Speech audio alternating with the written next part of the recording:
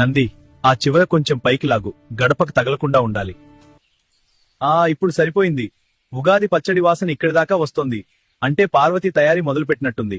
నువ్వు త్వరగా దిగిరా, మనం అరుగు మీద పంచాంగ శ్రవణానికి సిద్ధమవ్వాలి.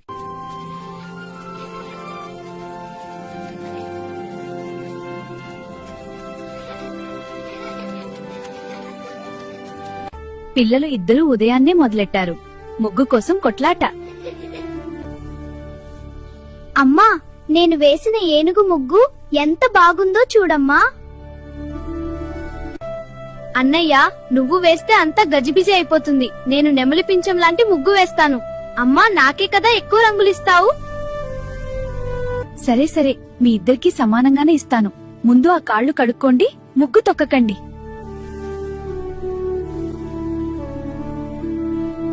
అమ్మా, ఈసారి వేప పువ్వు కొంచెం ఎక్కువ చేదుగా ఉన్నట్టుంది. బెల్లం ఇంకొంచెం వేయమంటారా? వద్దులేనంది, జీవితంలో చేదు కూడా అంతే ఉండాలి. అప్పుడే తీపి విలువ తెలుస్తుంది. ఆ చింతపండు పులుపు సరిగ్గా ఉందో లేదో ఒకసారి చూడు. అద్భుతం అమ్మా, కారం, ఉప్పు, పులుపు అన్నీ భలే కుదిరాయి. స్వామివారు పిల్లలు పచ్చడి కోసం ఎదురు చూస్తున్నారమ్మా. ఈ పచ్చడి తింటుంటే గతేడాది అలసటంతా పోయి కొత్త ఉత్సాహం వస్తోంది. పార్వతి, చాలా రుచిగా చేశావు. అమ్మా, మామిడి ముక్కలు భలే కరకరలాడుతున్నాయి. నాకు చేదు అస్సలు తెలియడం లేదమ్మా.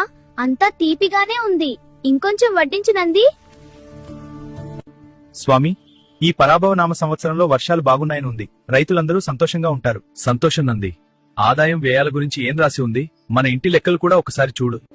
నంది, నా రాశికి ఈ సంవత్సరం ఎన్ని లడ్డూలున్నాయో చూడు. అన్నయ్య, పంచాంగంలో లడ్డూల గురించి ఉండదు. నా ప్రయాణాల గురించి ఏముందో చూడు నంది. ఆదాయం ఎంత ఉన్నా అందరి ఆరోగ్యం బాగుంటే అదే మనకు పెద్ద లాభం. నంది, ఆ కందాయ ఫలాలు కూడా ఒకసారి చదువు. సరే అమ్మగారు, చూస్తున్నాను. అవును నంది, ఉగాది పచ్చడి చేదు తర్వాత ఈ బొబ్బట్ల తీపి తింటేనే పండుగ పూర్తయినట్టు. నువ్వు వెళ్లి స్వామిని, పిల్లల్ని పిలువు. నేను ఎప్పుడో వచ్చేశానమ్మా. ఆ వేడి పొప్పట్టు మీద కాస్త నెయ్యి ఎక్కువ వేయవా? చూడు నంది, మన గణపతికి పూజ కంటే భోజనం మీదే శ్రద్ధ ఎక్కువ.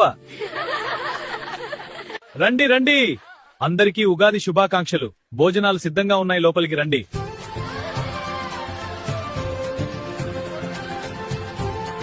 ఏమయ్యా రంగన్న, పచ్చడిలో మామిడి ముక్కలు పడ్డాయా? ఈసారి మా పెరటికాయలే చాలా రుచిగా ఉంటాయి. ఇంకొంచెం వేసుకో. నేను నెయ్యి వేస్తాను. బొబ్బట్ల మీద నెయ్యి పడితేనే రుచి. తాత, కడుపు నిండా తినాలి. అన్నయ్య, అటువైపు వెళ్లి చూడు. అక్కడ బొబ్బట్లు అడుగుతున్నారు. అమ్మా పార్వతమ్మ, భోజనాలు అమృతంలాగా ఉన్నాయి తల్లి. మీ అందరూ వచ్చి మా ఇంట భోజనం చేయడం మాకు సంతోషం. నీ చేతి వంట తిన్నందుకు మా జన్మ తరించింది అమ్మా. ఈ కొత్త ఏడాది మీ అందరి ఇళ్లలోనూ ఇలాగే సుఖ సంతోషాలు నిండాలి.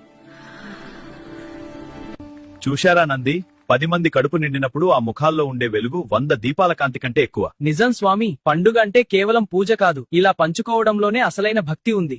అయ్యా, ఈ రోజు పండుగ చాలా బాగా జరిగింది. ఊరి జనం కడుపు నిండా తిని వెళ్తుంటే మనసు నిండిపోయింది. అవును నంది, 10 మంది సంతోషంలోనే పండుగ పరమార్థం ఉంది. పిల్లలు కూడా ఎంతో ఓపిగ్గా వడ్డించారు. ఈ ఉగాది పచ్చడిలాగే అందరి జీవితాల్లోనూ అన్ని రుచులు సమానంగా ఉండి సంతోషంగా ఉండాలి.